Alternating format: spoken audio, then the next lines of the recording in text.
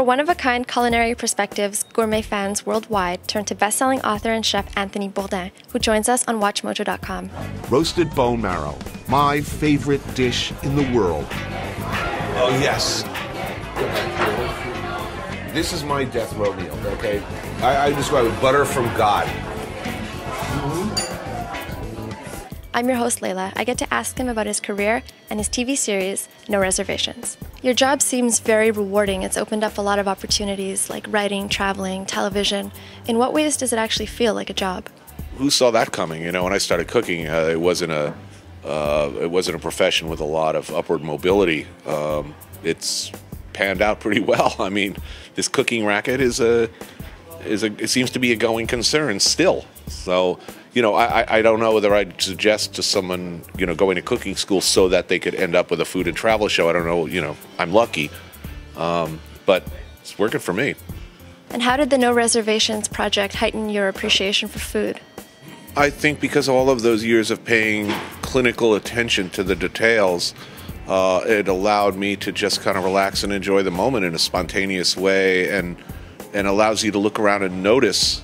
So much of a great meal is the context of what's happening in the room, who you're eating with, what's on the radio. Those are major components of any experience. And I think by kind of letting go, that's more likely to happen. What are some of your observations about the collective approach to agriculture? Well, I mean, I think you come to understand when you travel. I mean, when we eat in the industrialized world, you go to a restaurant, a plate of food comes out that is, especially if it's a classic from any culture other than an English-speaking one, it's the end result of a lot of forces that we don't see in a city. If you're eating the same dish where it came from, you've traveled a little, you see that what's on your plate is the end result of centuries of trial, error, a very real need to answer very real problems or difficulties. You know, they eat spicy food in hot climates for a reason. You know, that's deeply satisfying when you understand where the dish came from and why it was developed this way. It tells you so much, not just about your food and who's making it, but where you're eating it.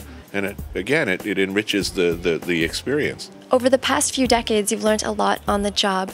How do screw-ups, as you call them, still play an important role today? You can screw up as a chef, completely. You could bankrupt the business, drive your partners out of business forever, have a bad reputation. There's always somebody who will employ you. You can start again. It's very forgiving in that way. Once you go on television, though, you can't screw up. You've got really one screw-up. You make one serious mistake as a writer, as a TV guy or whatever it is I'm doing, or as any kind of recognizable public name, you're done. You're toast, especially now. Something I pay a lot of attention to, you know, about who I say yes to and who I say no to, you know. They pitch me some pretty wacky reality show ideas and I've been smart enough to not say yes, you know. Hanging out in a hot tub with mini-me and an ex-wrestler and, you know, somebody from Family Ties, nah, I'll pass on that. So your responsibilities and the pressures have changed? You know, I guess being on television is, and having a career as a writer is a lot like cooking Italian food correctly. If you're lucky enough to get some good ingredients, the mission from that point on is to not screw them up. Thank you so much for your time, Mr. Bourdain. Thank you. It was fun.